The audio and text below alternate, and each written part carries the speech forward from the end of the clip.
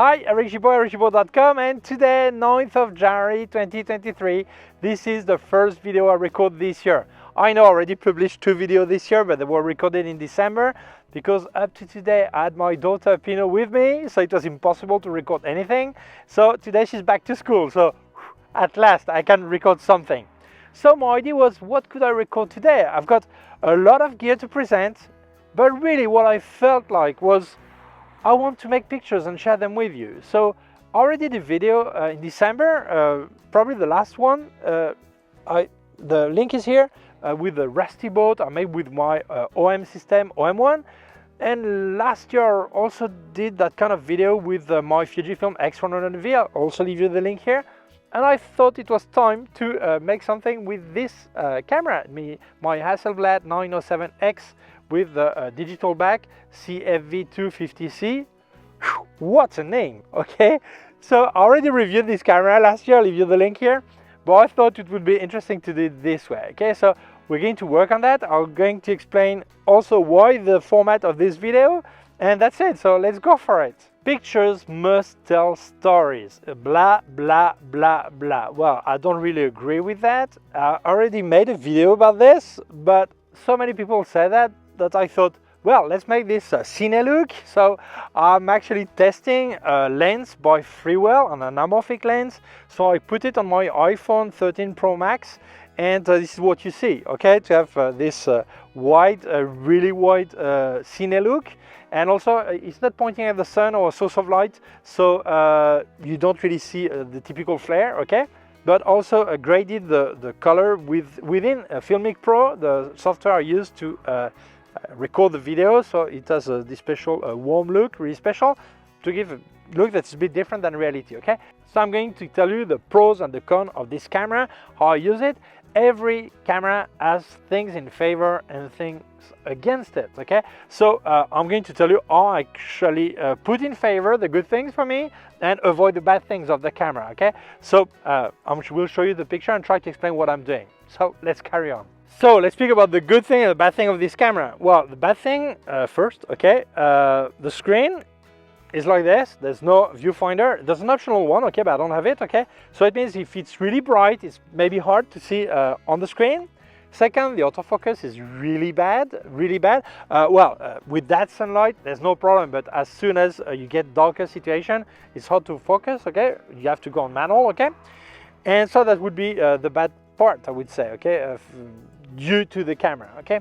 Then you have one thing is I'm using the 45mm f4, which is the equivalent of 35mm on full frame. But when you work with a camera like this, the depth of field is shallower than with a full frame or with an APS-C. Many people think it's due to the size of the sensor. That's not the point. I'll make a video this year explaining why, but the result is there anyway, okay? It means I've got a really shallow depth of field, so it all depends on what I want to do. If I want to do just a small flower in focus, that's fine. But if I want to have the full path in focus, it's going to be really hard. I probably have to go on f11 or f16 and then to drop my speed a lot. So maybe the camera will slightly move because of myself not holding tight enough. It means I can get a blurred picture. Maybe I need to use a tripod. So it's not that easy. By the way, it's around 12 o'clock, not exactly because you see a small shadow on the side, okay? But really, it means this is probably the best time to have really dark under part of clouds, okay? If you want to have contrasty clouds, this is the right time.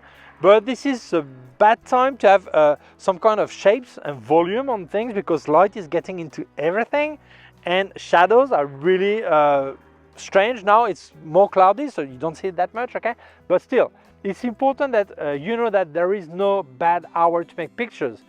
There are better or worse hour according to what you want to do. So it means midday can be fantastic for something, a real disaster for other. It all depends on what you want to do, okay? So I spoke about the bad part. Now let's speak about the good part of this camera. Well, the size is fantastic, but the dynamic range is incredible. It's about 14 stops. It means I will have no problem to recover a darker part and still keep the highlights okay. So this is a big advantage compared to my OM system, for example. We have a lot less dynamic range. Well, not less, as less, okay, probably a couple of stops.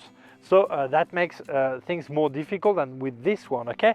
But still, it's important to realize that there are no better or worse camera. There are better camera for what you want to do, or better team, which is the photographer and the camera. It all depends on what you want to do. For something I would use this camera, for other I would use another one, okay? So it's not because this one is expensive that this is the best camera. It may be the best camera for some things, but not for everything, okay?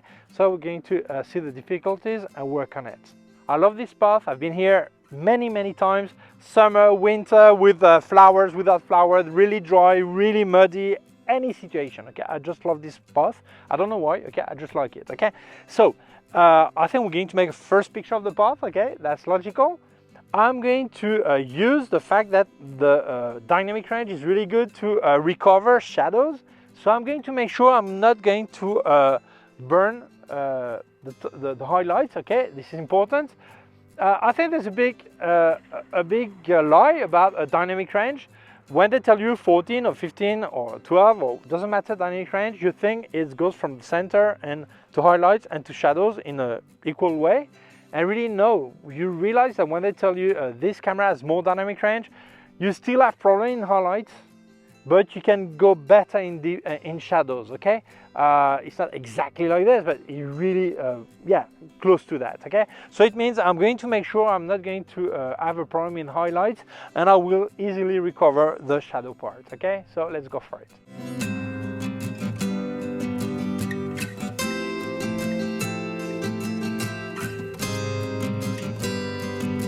This video is color graded, so the colors you see here on the video are not the same as you see with my pictures.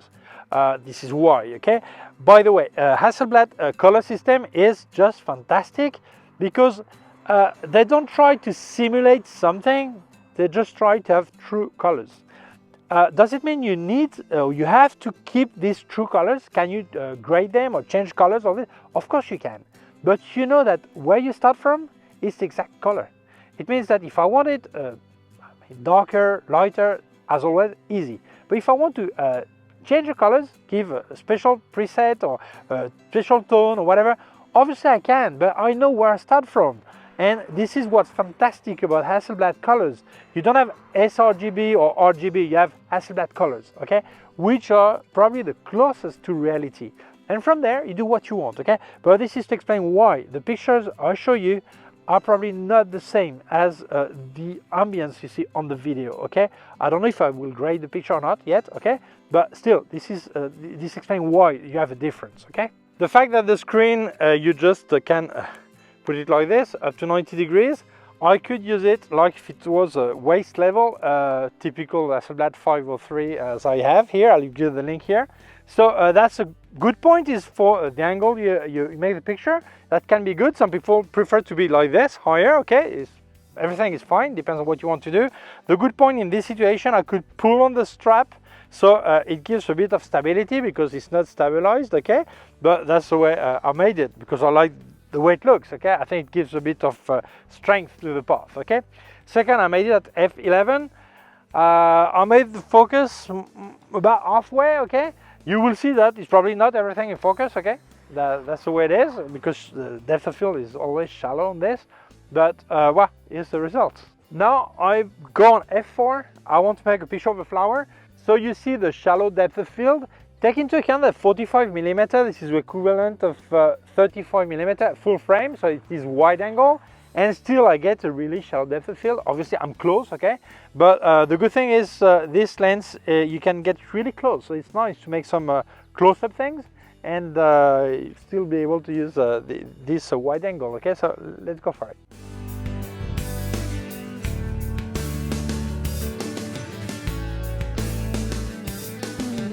So now I'm going to make more pictures, and then it is when you realize you have to really use the situation, use the place. I've got this small branch, I've got flowers, I've got herbs, I've got clouds, I've got the track itself, the path itself, okay? Many people, they just go mad and they just go here and there and run there, get down there, back here, and they just spoil the place, okay? when you like a place, try to be organized. I'm going to work here, and maybe another day there. I see some people that say, "Wow, I've been all around the square where I live, okay, and I'm bored. I've made everything." It's impossible. You always have something new: a keyhole, a letterbox, the streets, a lamp, whatever. And if you're in the countryside, the same thing, okay? So I'm not going to spoil the place. I'm going to stay where I am, and every picture will be made from where I am. Easy also for video, okay? But that's small elements here. Then from here, what do I see, okay? Work this way.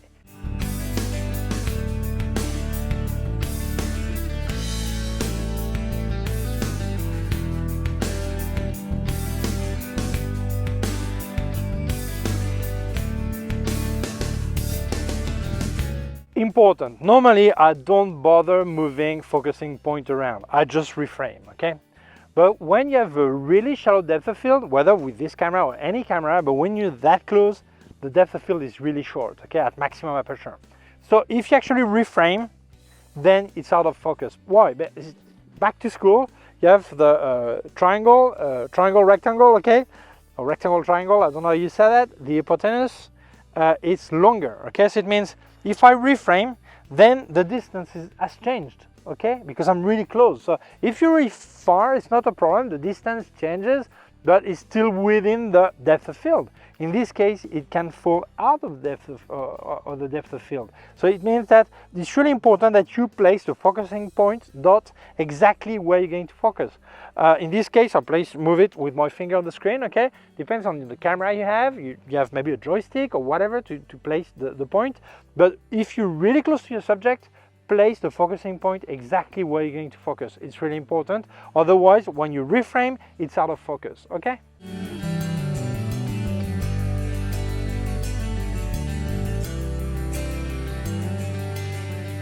Careful with the yellow flowers.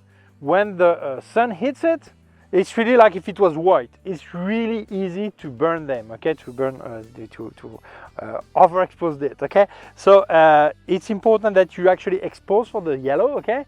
Now there's a cloud, so it's more even, no problem. But when the sun shines, then it becomes so bright that it's really easy to overexpose the flower. So you should expose for it and then recover the green part, which are the shadows actually, okay? So really important, when you have yellow flowers, make sure, yellow flowers or really white flowers also, but in the case it's yellow, don't get fooled. It works as if it was white, okay? Now I want to make a picture of the clouds because it's really contrasty, really dark, really nice. But the autofocus of this camera is a real disaster. This is a contrast autofocus. And for the camera, this is all the same color, okay? So when I want to make focusing on the clouds, it's just impossible. I have to go manual focusing with focus picking, or make focus on the floor a bit further there, but it's really complicated, okay? So if you had a phase detection, that would be no problem, but with contrast detection, that's more of a problem. If you have a camera like this, not this one necessarily, but a camera with just contrast focusing, autofocus, okay? I recommend you go manual focusing in this situation, or you try to find small space like the blue part there and focus there next on the edge of the cloud, but it's really difficult, okay?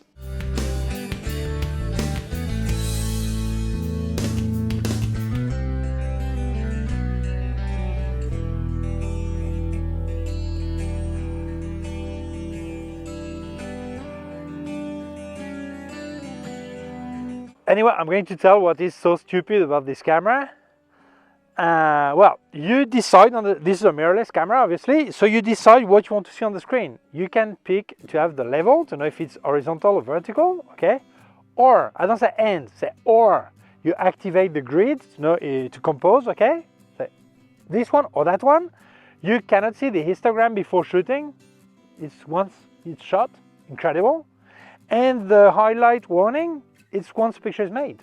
This is incredible. I mean, on most mirrorless camera, you know that before shooting. This is a big benefit of a mirrorless camera, to know before shooting if the exposure is right and where things could go wrong, all this, to have all this information beforehand.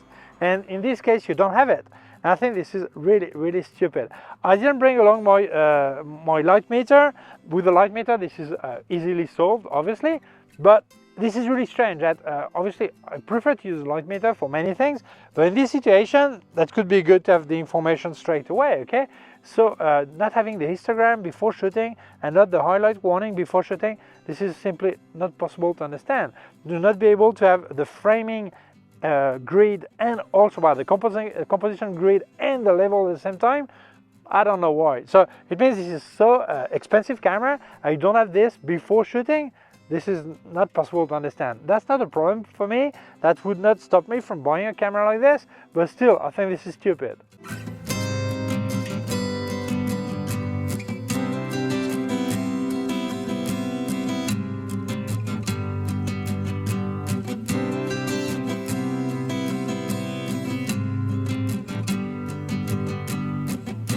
Right now there is some clouds moving fast. So you have rev lights that hit the path. I really love it because it's really contrasty. And this is where you really appreciate to have a high dynamic range camera or higher dynamic range camera, because with one shot very often you can get both. I mean the highlights properly exposed and the shadows, okay? But if you don't have a camera with a higher dynamic range, this is no drama. You can still get that kind of pictures. Obviously, probably you may need to make 2, 3 or 4 pictures and stack them together and keep the areas you like. But then in this case, use a tripod. But still, it's completely feasible. But I love this camera, the way it can recover shadows. So this way I can really, when I get a rev light like this, I really can make a picture I like, okay? But I did already the same thing with my OM system before, okay? Just in a different way, okay?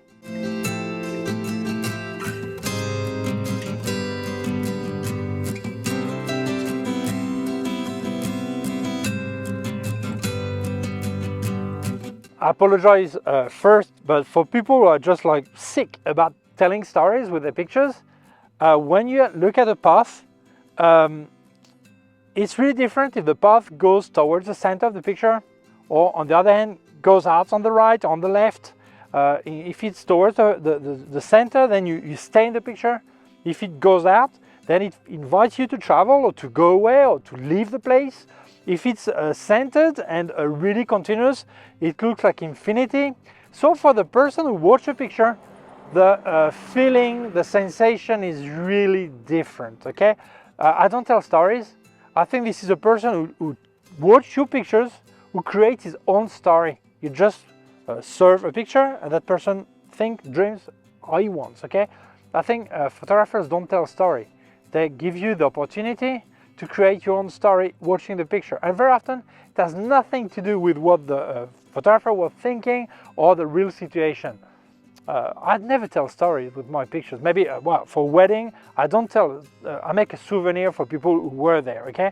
But in this case, my path is not trying to tell anything. I just make picture the way I feel, and then you will imagine whatever you want, okay? Although I made a video review of this camera, in February, they lent it to me. This one is mine, okay? So I will make a new video in a couple of months, maybe, about my impression, okay? But I can already tell you a few things, like this camera is really thought to work horizontal, okay? For the shape, obviously you can make a picture in vertical, okay? But for the shape it's more thought for horizontal.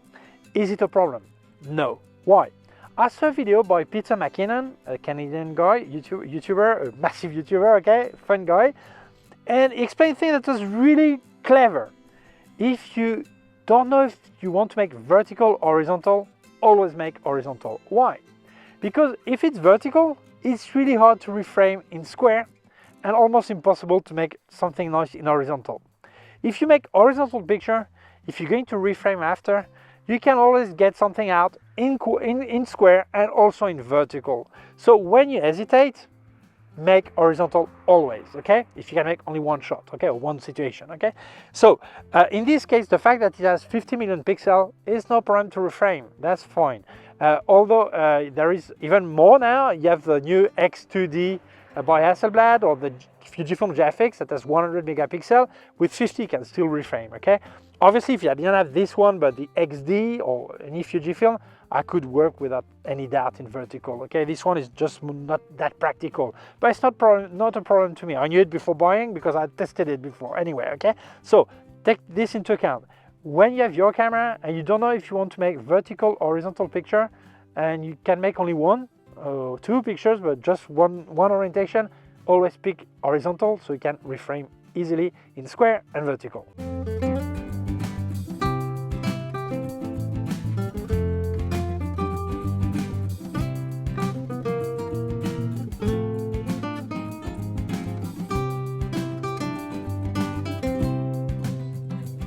So clearly these were not my best pictures, but it's really hard to explain and make pictures at the same time. But I really felt like making pictures with you today, although you're not here, but to share this moment. I already made some pictures this year with my daughter, driving around and going around with her. But that was the first picture I was really thinking of making pictures, not just through the car, the car window and things like this. Okay. Oh, there's a helicopter that comes and say hi. Let's 1 second. Yeah. Okay, that's gone. Okay, so let's go back. So I really felt like making a picture today, and you would see them. Okay, although they're not my best picture. So thank you for watching the video. If you feel it may interest other people, please share it on social networks. If you have not done it yet, please subscribe to my YouTube channel. Small button down here, so small bell. If you click on the bell, get notified when I upload a new video. My website, ericgibaud.com. If you have any question, can leave a comment below. Also leave you links of my gear on Amazon, links of everything I reviewed by K&F Concept, Sandmarc and Flashes by Westcott, and also a link to my PayPal account in case you wanted to make a donation. Thank you very much. Happy New Year and take care of yourself. Bye.